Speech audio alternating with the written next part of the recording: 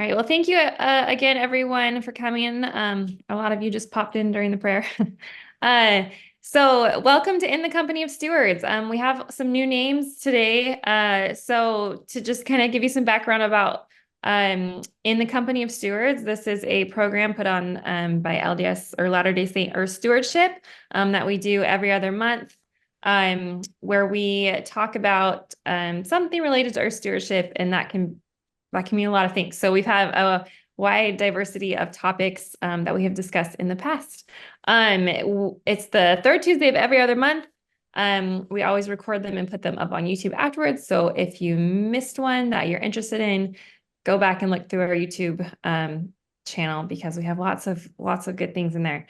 And just by way of announcements, we also wanted to let everyone know that our fall forum is underway, and it is going to be on November 2nd in Orem, Utah. It will be at UVU in their library, and we are having Elder Larry Echohawk speak, and he is an emeritus general authority, as well as he has a lot of other interesting accomplishments that he will share about. And we're also having an art exhibit, and we are currently seeking submissions to the art exhibit. We have a traditional kind of like adult division, and then we're also wanting to put on a children's division too. So I will put some information about that in the chat once we get going. If any of you are artists, or you know artists, or you have children or know children who like to do art and want to submit, that would be great. And that can be in person or it can be digitally, since we know not all of you live in Orem, Utah or nearby. But that's going on in November, and we're really excited about it. Okay, so now to tonight. Tonight we have Kathryn Sonntag here with us. And I personally am very excited. I was telling her before everyone got on that I have been following her work for a little while now, and it's just really fascinating. So I'm excited to learn more. Kathryn has many accolades. She is the author of an award-winning book and award-winning essays. Her book is called The Mother Tree, Discovering the Love and Wisdom of Our Divine Mother. And she has published essays and poetry in many magazines and journals. Kathryn's background is in landscape design and environmental planning, and she works as a landscape designer and land planner in Salt Lake City. She's also the poetry editor for Wayfair Magazine, which is a publication of Faith Matters, if you are familiar with them. So again, we're excited to have her here. And Kathryn, if you're ready, we can go ahead and turn the time over to you. Thank you so much. Go ahead and share. Thank you so much for having me. This has been so fun to prepare. The Tree of Life is something I could talk about forever. So it's really wonderful to be able to spend this time with you and share some of the things I've learned from about a decade of study and some of my master's thesis work, as well as my 2 books. So just a little bit of background. I grew up in Utah, close to the Wasatch Mountains, and spent a lot of time hiking and being in a family cabin, and just really learned to love nature from a young age and to value my time in solitude there. And I also felt very drawn to the Tree of Life from a young age. I remember reading about it in the Book of Mormon and feeling very drawn in by its presence and sensing that perhaps I didn't fully understand what it meant and what it was, but that there was a power there. And I kept re-encountering the tree through various interests and studies. I was always interested in Celtic mythology and other sort of mythologies, the Thurian legends and things like that. And so I kept finding the use of this motif in literature and in other expressions, and loved all of the different iterations that I found. Tonight, I think I'm just going to focus on 3 of those because there are so many. There's so many ways to encounter and engage with the Tree of Life image. The first that I want to share with you is the Tree of Life as an image of the cosmos. And we'll get more into that, but essentially how the symbol of the tree can encompass the structure of the cosmos. Secondly, how the tree can be a map of the soul. So it can symbolize how we integrate spiritual knowledge and how we grow as an individual soul.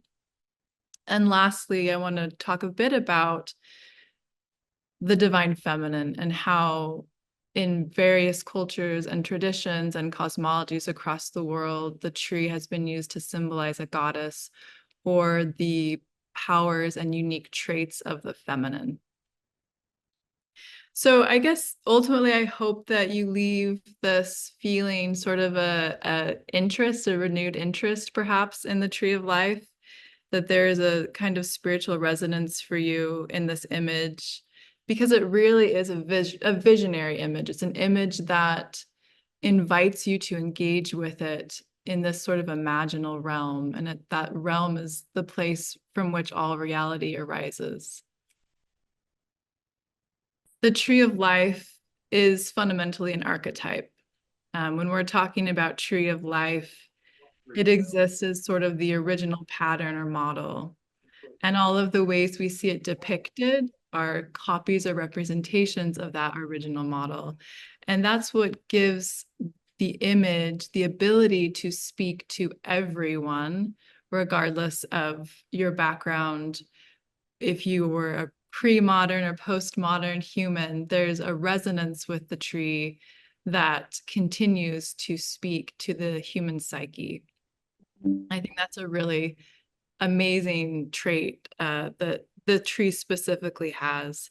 So as we go along, it might be nice to think about what your relationship with the tree of life has been, what you've thought about it in the past, if it's been a part of your spiritual journey. I know that for me, Alma 32 has always been a really beautiful invitation to engage with the soul tree, to plant that seed and nourish the tree and watch it grow.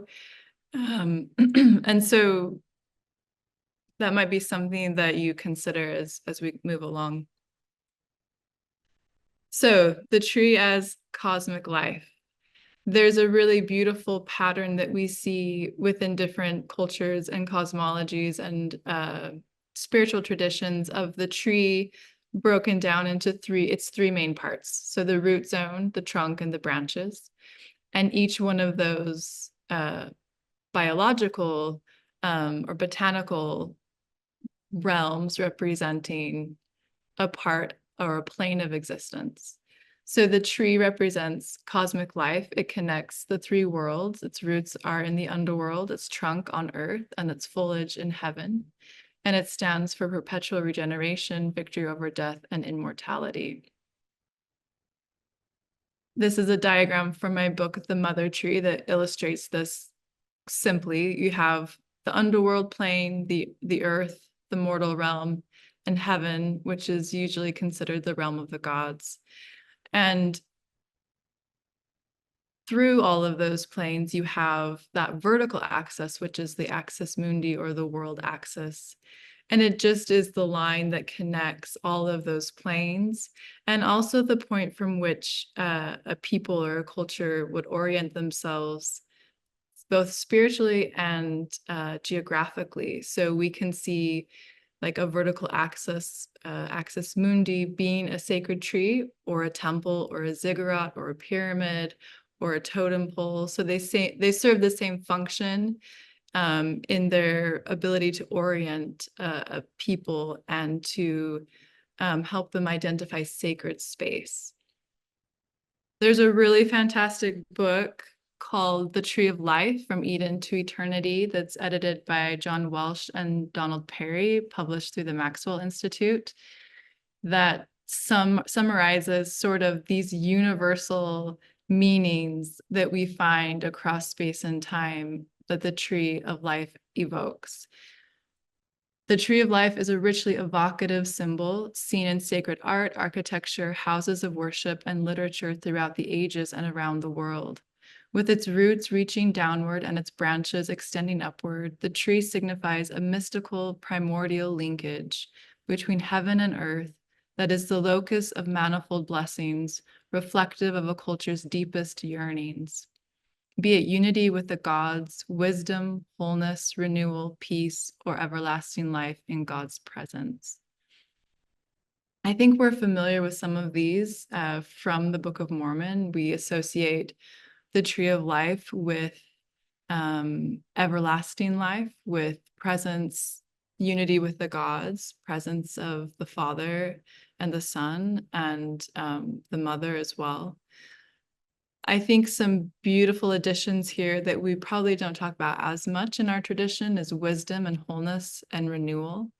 And we'll see those come up as we move through some examples of trees of life from different cultures. I want to start with sort of our direct connection to the tree of life, which we find in the Book of Mormon, the connection to the ancient Israelite religions and spiritual understanding. The structure of the ancient Israelite temples mirrors the layout of the Garden of Eden. The garden sits at the center of the world, and the tree of life is situated at the center of this center. So we have this very real mapping of the garden onto the temple layout. We have the Holy of Holies being the center, and the menorah, which was placed within the Holy of Holies in the first temple of Jerusalem at the very center of that space, representing the tree of life. So it's a really beautiful thing for me to know that my own sort of spiritual heritage is very much rooted in the tree being the center of all spirituality and being the place where the divine reveals itself. And it's a very tender and beautiful thing to me that the center of the sacred space is natural, is nature. It's not a built form. It is a tree that is living, that lives forever, and is full of abundance and regeneration. So a question you might ask yourself is, what does it mean for you? Perhaps that the tree was at the central space of Eden and in the ancient Israelite temple. What are the implications of that? And we'll talk more about what the tree of life, there's so many layers of meaning within that cultural framework as well that we'll talk about a little bit more as we move along. So I'm going to go through a few examples of trees of life from different places in the world, and just to sort of illustrate the ways in which that basic form, the basic concept of the tree of life being the cosmic tree containing all of the cosmos is sort of played with and made unique in these different cosmologies. This is a very interesting diagram to me. I've seen a lot of beautiful artistic depictions of Yggdrasil, the Norse tree of life, but I really love that this is a diagram because it kind of, I think it's a nice complement to the previous diagram. You can see the ways in which it still has the structure of the three vertical realms, the world tree, which is that vertical axis, and it has the north, has the directional aspect to it, north and south. The region of torture has like an underworld element as well. But it's so unique to that paradigm and that view of the cosmos. Yggdrasil in this diagram stands again at the center. Its roots connect to the 9 worlds, and it is tended to by 3 Norns, which are powerful female figures who roughly correspond with the 3 fates of Greece. They water it from the magical well of Othor. And so it's lovely to me that within this cosmology, the tree is alive, and it is a specific tree. It's a giant ash tree. So it needs tending. It can't just sort of be left on its own. Next is the ceiba tree from the Mayan tradition. It is considered to be the world tree and the first tree in existence. It is also considered the world axis, so it's the place where the world began. And it also has the representation of the underworld. And in this image, it is the crocodile coming out of the water, connecting earth and the sky, or the heavens above. The ceiba is crowned with foliage that spreads in 4 directions. So again, you have that directionality, the orientation from the tree. And the Mayans believed that there was a direct connection between humans and the ceiba tree, that the tree was a form of a mother for the humankind, and that humanity can only continue if the tree is still alive.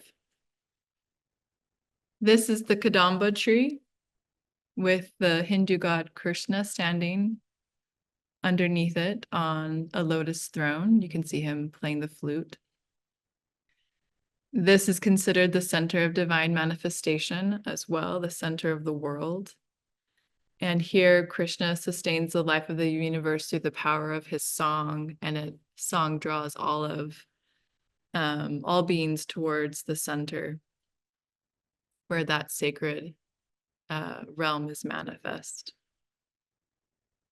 This is the Apse mosaic in San Giovanni Laterano in Rome. And this is a really interesting combination of the tree of life. You can see down beneath this larger cross, what looks like sort of a gate with a fence and 2 figures and a smaller tree there. That's Eden with Adam and Eve and the tree of life from the garden.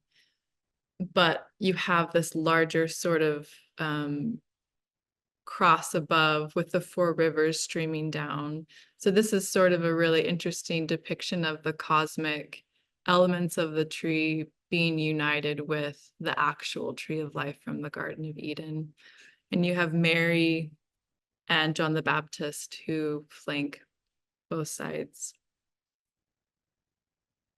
So we're going to talk a little bit more about the tree as spiritual transformation. This image comes from a Persian carpet garden, which represents the heavenly gardens with the 4 rivers of paradise that radiate from the center. So again, we have that directionality. We have the 4 cardinal directions, the center space, that is the center of all life and of the divine power. An interesting sort of revelation that comes to us through modern depth psychology, a lot of it being Jungian psychology, has established that we have this deep desire as human beings to find projections of wholeness and images and symbols that are ciphers for unity and plenitude, that there's this deep longing, a deep nostalgia in us for paradise. And we can see that through art, through cultural expressions.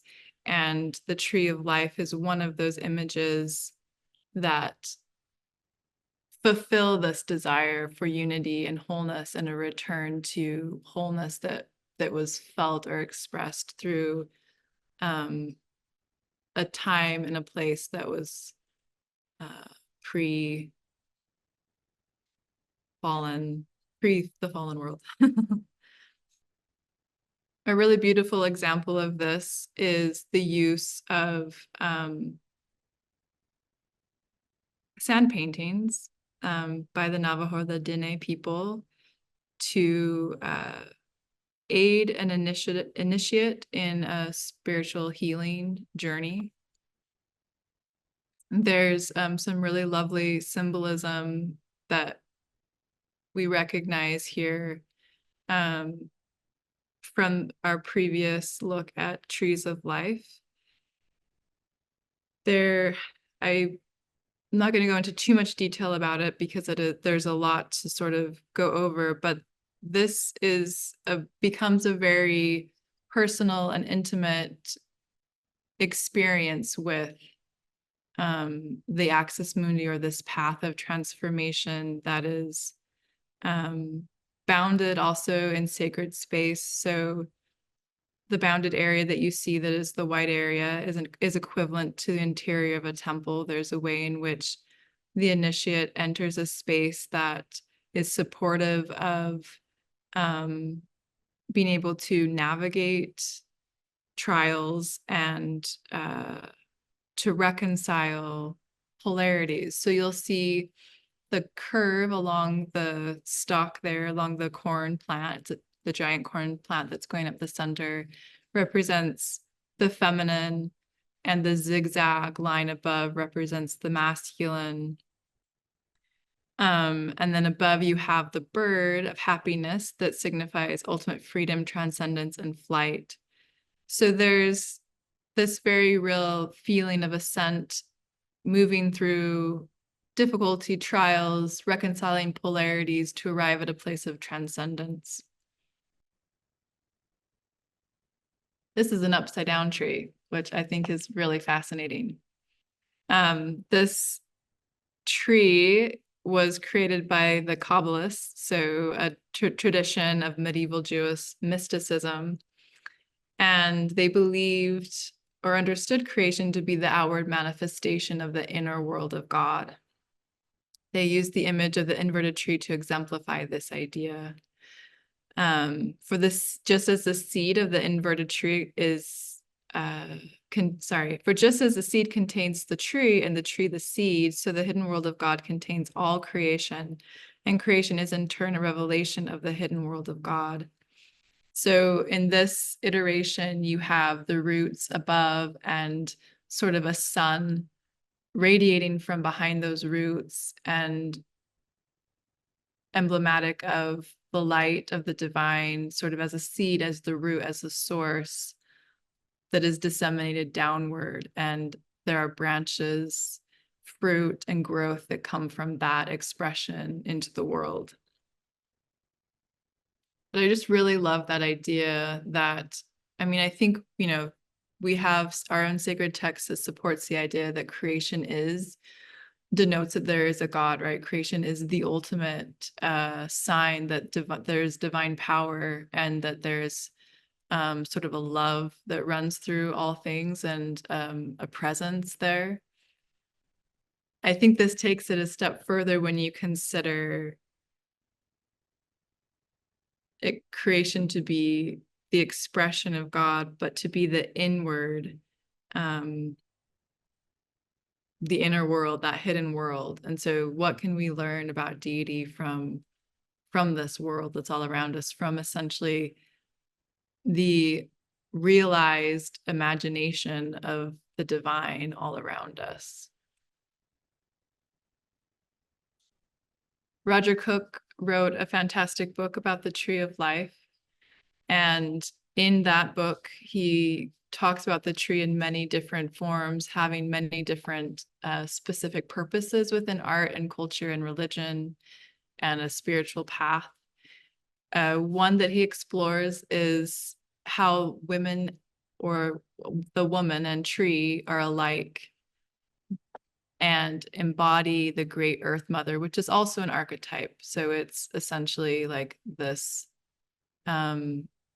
personage that represents the powers and the creative fruitfulness of the earth. And he talks about the woman and the tree exemplifying this great earth mother because they are both visible manifestations of her fruitfulness. And in my latest book, The Mother Tree, I really look at what sort of the feminine traits are that the tree exemplifies. And some of the basic sort of botanical functions and the processes of the tree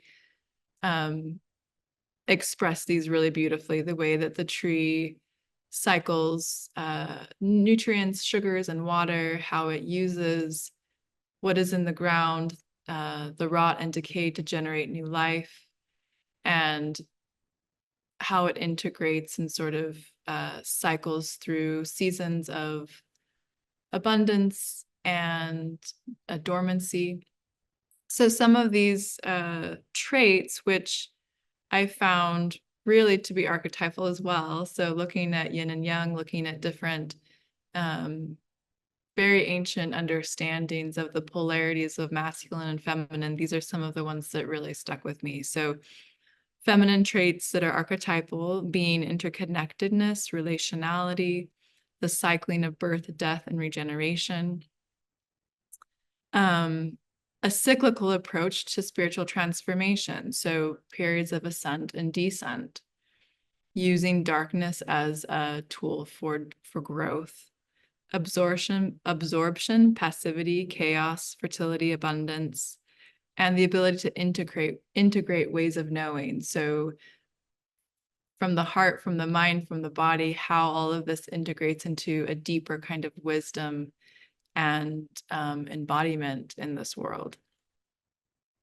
So for me, the Divine Mother, like with all of these traits, she must be the origin and quintessential example of these.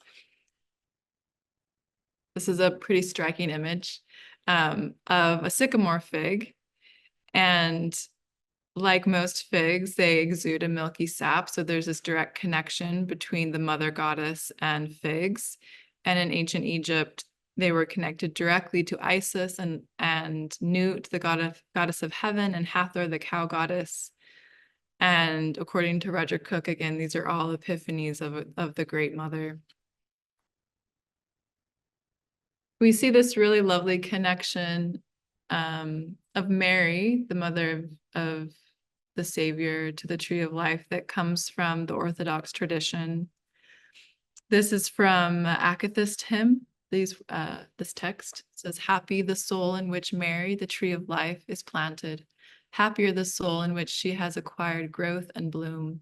Still happier the soul in which she yields her fruit. But most happy of all, the soul which relishes and preserves Mary's fruit until death, and forever and ever. Amen." Margaret Barker, who's a Bible scholar and Methodist preacher, connects the root of this imagery that is expressed as Mary to the first temple in Jerusalem, which we talked about briefly. There, at the center of the Holy of Holies, the mother of Yahweh and the wife of El was known to be represented as this tree of life, as the menorah. And she was known as Asherah, or Lady Wisdom, the Queen of Heaven and Mother of the Lord. So we have this additional layering within the Israelite tradition of the goddess to the tree of life and the goddess as an expression of wisdom. In Proverbs, we hear this very strongly worded. So she, when the previous context is wisdom, capital W, personified, is a tree of life. To those who take hold of her, those who hold her fast will be blessed.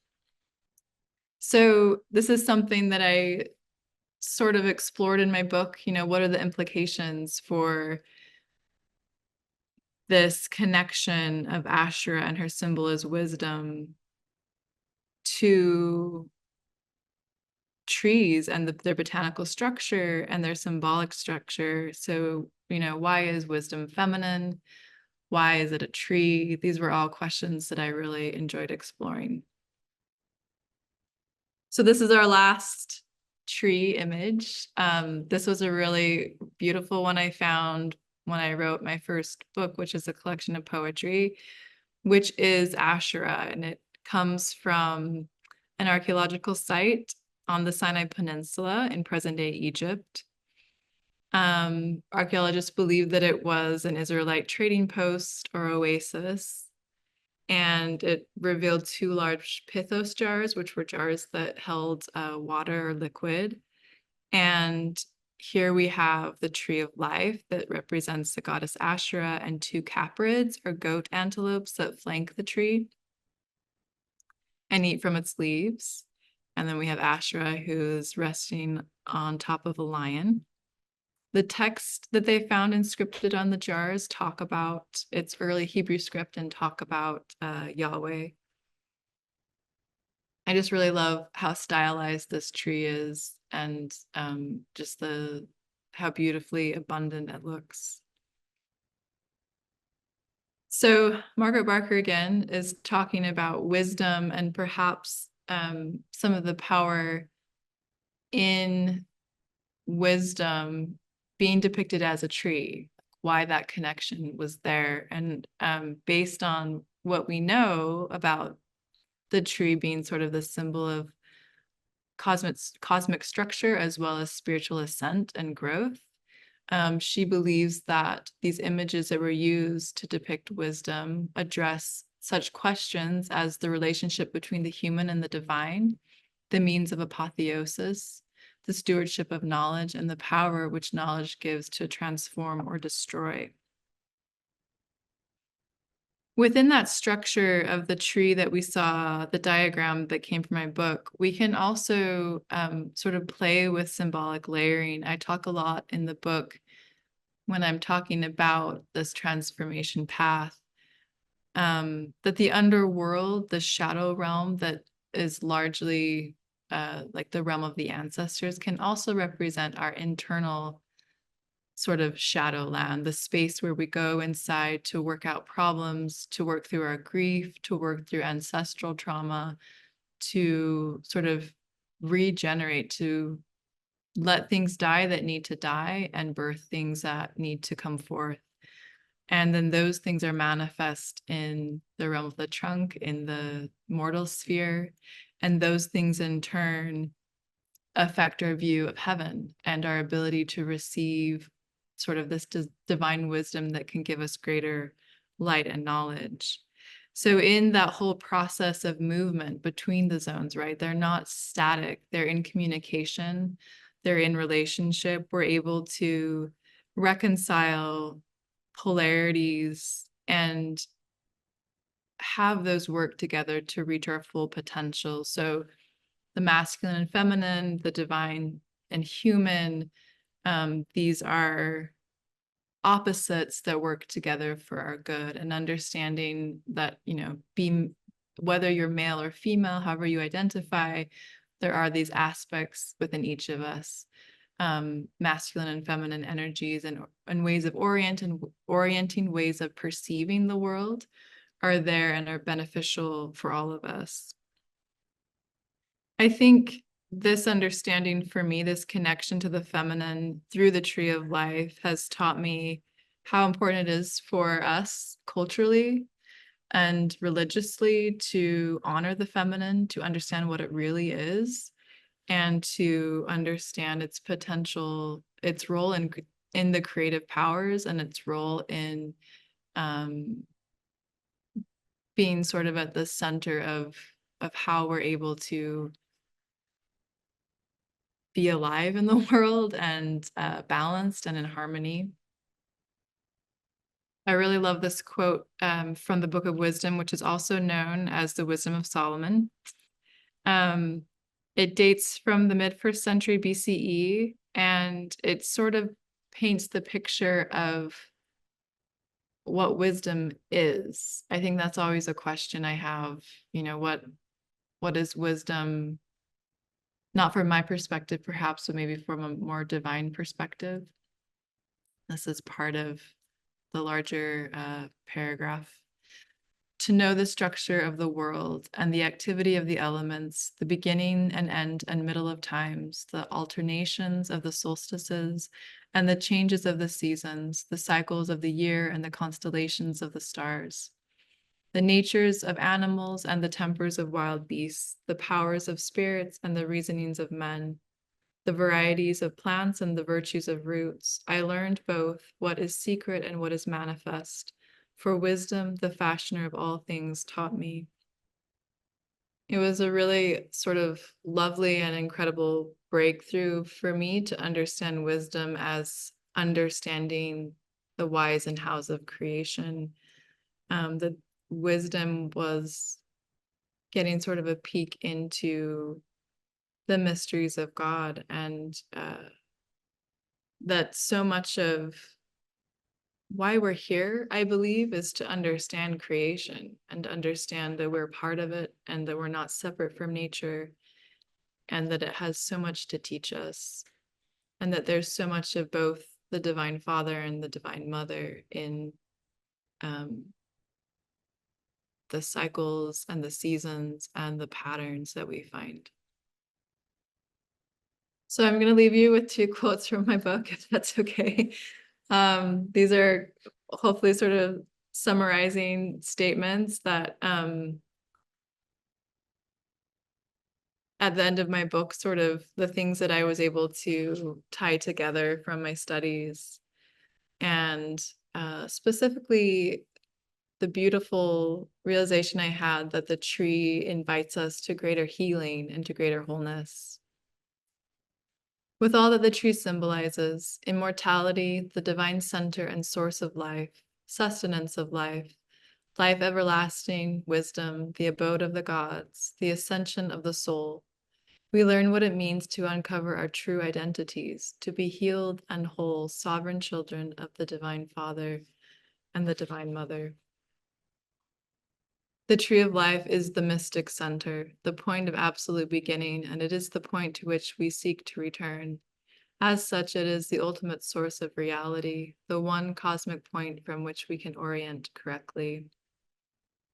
I really love at the end of Alma 32 when he talks about nurturing the seed, this soul tree, taking care of it, tending to it so that it can spring up to eternal life. And I've been very intrigued with the sort of mystic nature of the tree of life, in the sense that it brings us into relationship with the divine in new ways, ways that open up possibilities we perhaps have never considered, questions we've never asked, a period maybe of uncertainty, and learning how to trust that uncertainty and move through periods of darkness, feeling held and feeling nurtured and cared for. And the tree really embodies that power for me of abundance and nurturing, and just the springing up, but it also embodies that the darkness, the stillness, the resting, the regenerative powers that we find so beautifully in nature.